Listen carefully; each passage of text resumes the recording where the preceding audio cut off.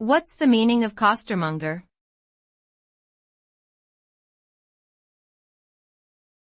Costermonger.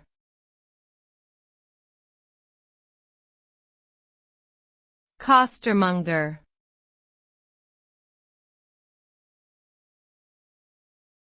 Costermonger.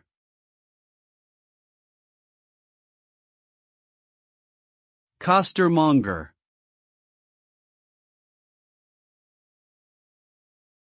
A costermonger is a person who sells goods, typically fresh fruits and vegetables, from a street stall or cart.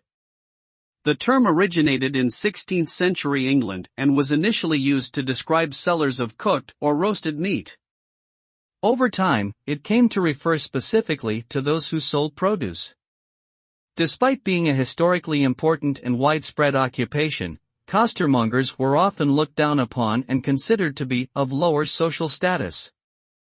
Today, the term is largely obsolete, but it remains an interesting part of the history of street vending and class distinctions in urban areas.